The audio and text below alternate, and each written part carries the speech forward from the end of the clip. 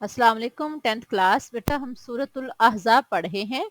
آج ہم اس کا الدرس السادس الف پارٹ پڑھیں گے۔ الدرس السادس چھٹا سبق اور اس کا پارٹ نمبر الف، پہلا پارٹ اس کا آج ہم پڑھیں گے۔ الدرس السادس الف، سوال و جواب اس کے کرتے ہیں پیج نمبر 41 پہ۔ کوسچن نمبر 1 ہے، ان آیات میں اہل ایمان کو رسول اللہ صلی اللہ علیہ وآلہ وسلم کے گھرانے کے بارے میں کیا ادب سکھایا گیا ہے؟ تو اس کا آنسر دیکھیں، ان آیات میں اہل ایمان کو رسول اللہ صلی اللہ علیہ وسلم کے گھرانے کے بارے میں سکھایا گیا ہے، یعنی کیا طریقہ بتایا گیا ہے کہ اپنے پیارے پیغمبر صلی اللہ علیہ وآلہ وسلم کے گھر جانے سے پہلے یا گھر جا کر کیا طریقہ اختیار کرنا ہے۔ یہ ڈیٹیل اللہ تعالیٰ نے خود قرآن پاک میں دے دی ہے۔ مومنو، پیغمبر صلی اللہ علیہ وآلہ وسلم کے گھروں میں نہ جایا کرو مگر اس صورت میں کہ تمہیں کھانے کے لیے بلایا جائے، یعنی پیغمبر صلی اللہ علیہ وآلہ وسلم سارا دن دعوت و تبلیغ کے کاموں میں مصروف رہتے تھے۔ دن رات آپ کا کام دعوت و تبلیغ تھا، اور اگر کچھ دیر کے لیے گھر میں آرام کرنے جاتے تھے تو اس وقت تو مومنوں کو منع کیا گیا ہے کہ جب وہ گھر میں ہوں تو ان کو آوازیں دے دے کر نہ بلایا کرو۔ اسی طرح یہاں کہا گیا ہے، پیغمبر کے گھروں میں نہ جایا کرو مگر اس صورت میں کہ تمہیں کھانے کے لیے بلایا جائے، یعنی بغیر وجہ کے پیغمبر صلی اللہ علیہ وآلہ وسلم کے گھر نہ جاؤ۔ ہاں، اگر تمہیں کھانے کی دعوت دی گئی ہے تو لازمی جاؤ، اور جب کھانا کھانے کے لیے دعوت دی جائے تو اس کے پکنے کا انتظار نہ کرو، یعنی بیفور ٹائم وہاں جا کے نہ بیٹھو، اور جب کھانا کھا چکو تو وہاں بیٹھ کر باتیں نہ کرو، یعنی وہاں بیٹھ کر باتیں کرتے ہو، پہلے آ جانا، کچھ لوگ پہلے آ گئے، کچھ کھانے کے ٹائم پہ آ گئے، کچھ بعد میں آئے اور وہاں بیٹھ کے جی لگا کر باتیں کرتے رہے۔ تو رسول اللہ صلی اللہ علیہ وآلہ وسلم کو اس بات سے تکلیف ہوتی تھی، وہ تھک جاتے تھے، لیکن وہ کہتے نہیں تھے، لیکن وہ تم سے شرم کرتے ہیں، یعنی رسول اللہ صلی اللہ علیہ وسلم اس چیز میں اچھا محسوس نہیں کرتے تھے کہ وہ صحابہ کرام سے کہیں چلے جائیں، لیکن اللہ تعالیٰ نے اس مسئلے کا خود ہی حل نکال دیا اور فرمایا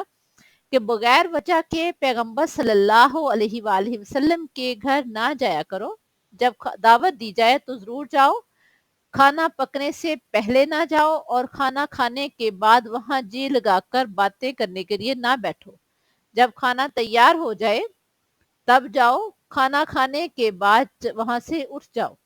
کیونکہ یہ بات آپ صلی اللہ علیہ وسلم کو تکلیف دیتی ہے لیکن وہ تم سے شرم کرتے ہیں، لیکن اللہ تعالیٰ اس بات میں کوئی آر محسوس نہیں کرتا،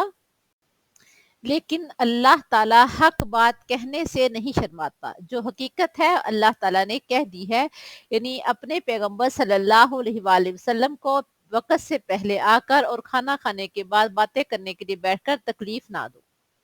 اور جب پیغمبر کی بیویوں سے کوئی چیز مانگو تو پردے کے باہر سے مانگو، یعنی اللہ تعالیٰ نے مسلمانوں کو، مومنوں کو حکم دیا ہے کہ اگر پیغمبر صلی اللہ علیہ وآلہ وسلم کی بیویوں سے کوئی چیز لینی ہے تو وہ پردے کے پیچھے سے مانگے، یہ تمہارے اور ان کے دلوں کے لیے بہت پاکیزگی کی بات ہے، یعنی سامنے نہ آئے، کیونکہ اللہ تعالیٰ کیا فرما رہے ہیں، یہ تمہارے اور ان کے دلوں میں کے لیے بہت پاکیزگی کی بات ہے، یعنی آپ امہات المومنین کے سامنے جا کر یا ان کے گھروں میں جا کر آپ کوئی چیز نہیں لے سکتے، کوئی بھی چیز چاہیے ہو تو پردے سے یا دروازے کے باہر سے آواز دیں اور پردے سے وہ چیز پکڑ لیں، ان کے سامنے جانے کی ضرورت نہیں ہے، یہ بات اللہ تعالیٰ کو ناپسند ہے۔ اور تم کو شایع نہیں کہ پیغمبر صلی اللہ علیہ وآلہ وسلم کے بعد ان کی بیویوں سے نکاح کرو، یعنی جب محمد صلی اللہ علیہ وسلم دنیا سے رخصت ہو جائیں تو کسی مسلمان مرد کو اس چیز کی اجازت نہیں ہے کہ امہات المومنین میں سے کسی کے ساتھ بھی نکاح کرے، اسلام میں اس کی سختی سے ممانعت کر دی گئی تھی کہ کسی بھی مسلمان مرد کو حق نہیں ہے کہ آپ صلی اللہ علیہ وآلہ وسلم کے دنیا سے رخصت ہونے کے بعد امہات المومنین میں سے کسی سے بھی نکاح کرے، اسلام میں اس کی بالکل بھی گنجائش نہیں ہے۔ یہ ہے ہمارا فرسٹ کوسچن۔ اب دیکھتے ہیں کوسچن نمبر 2۔ کوسچن نمبر 2 ہے، رسول اکرم صلی اللہ علیہ وآلہ وسلم کے ہاں کھانے کی دعوت پر آنے والوں کو کن آداب کی تعلیم دی گئی ہے؟ یعنی جو لوگ رسول اللہ صلی اللہ علیہ وسلم کے ہاں دعوت پر آتے ہیں تو ان کو کن آداب کا خیال رکھنا چاہیے؟ تو اس کا آنسر دیکھیں، رسول اکرم صلی اللہ علیہ وآلہ وسلم کے ہاں کھانے کی دعوت پر آنے والوں کو تعلیم دی گئی ہے کہ مومنو، جب تمہیں پیغمبر صلی اللہ علیہ وآلہ وسلم کے ہاں کھانے کی دعوت دی جائے تو وقت مقررہ پر جاؤ، پہلے جا کر کھانا پکنے کا انتظار نہ کرو۔ یعنی پہلے جا کے بیٹھ گئے آپس میں گپ شپ لگانے کے لیے، تو جب کوئی گھر میں مہمان آتا ہے تو میزبان کو ٹائم دینا پڑتا ہے، تو جب پہلے آ کے بیٹھتے ہیں تو ظاہر ہے حضور صلی اللہ علیہ وسلم کو ان کو ٹائم دینا پڑتا تھا، اور آپ صلی اللہ علیہ وسلم سارا دن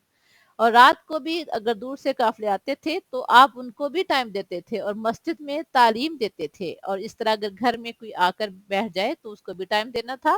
آپ تھک جاتے تھے تو اللہ تعالیٰ فرما رہے ہیں اور کھانا کھا کر باتیں کرنے کے لیے نہ بیٹھ جاؤ، یعنی آئے ہو دعوت پر بلایا ہے، آؤ کھانا کھاؤ، کھانا کھانے کے بعد چلے جاؤ، کیونکہ یہ بات پیغمبر کو تکلیف دیتی ہے لیکن وہ شرماتے ہیں، کیونکہ اگر آپ لوگ بیٹھ کر باتیں کرتے ہو تو پیغمبر صلی اللہ علیہ وآلہ وسلم تھک جاتے ہیں لیکن یہ بات کہتے ہوئے شرم محسوس کرتے ہیں، لیکن اللہ تعالیٰ حق بات کہنے سے نہیں شرماتا۔ جو حقیقت ہے اللہ تعالیٰ نے بتا دی ہے، لہٰذا آئندہ جب بھی کبھی پیغمبر صلی اللہ علیہ وآلہ وسلم کے گھر دعوت کے لیے جاؤ تو ٹائم پر جاؤ اور کھانا کھانے کے بعد وہاں سے اٹھ جاؤ، پہلے جا کر کھانا پکنے کا انتظار نہ کرو اور نہ ہی بعد میں کھانا کھانے کے بعد وہاں بیٹھ کر باتیں کرو، کیونکہ ان چیزوں سے پیغمبر صلی اللہ علیہ وآلہ وسلم کو تکلیف ہوتی ہے لیکن وہ کہنے میں شرم محسوس کرتے ہیں، جبکہ اللہ تعالی حق بات کہنے میں شرم محسوس نہیں کرتا، لہٰذا آئندہ ان آداب کا خیال رکھنا ہے۔ یہ ہے ہمارا کوسچن نمبر 2۔ اب ہم کرتے ہیں کوسچن نمبر 3۔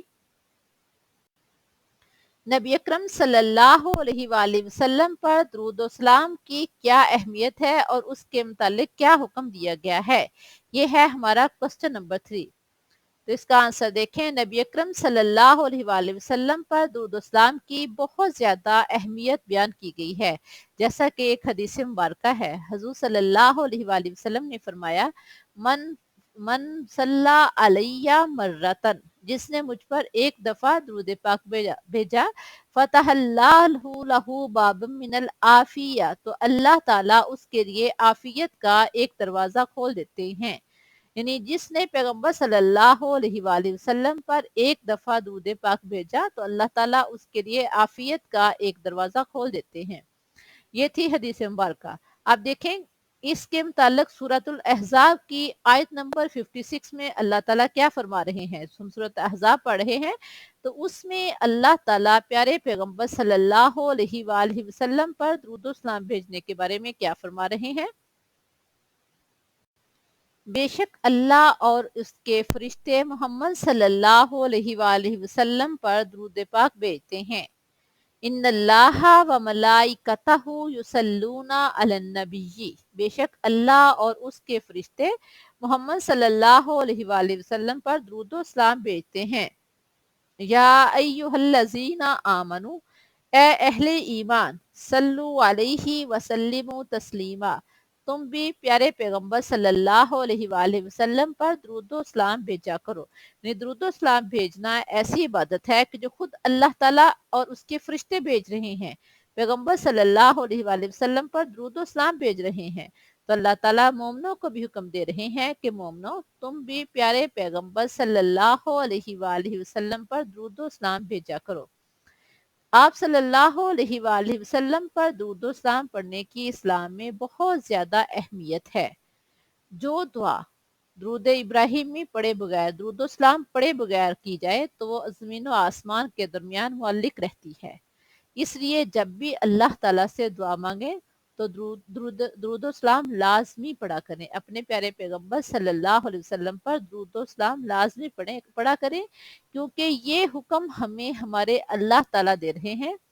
کہ مومنو، تم بھی نبی کریم صلی اللہ علیہ وآلہ وسلم پر درود و سلام بھیجا کرو۔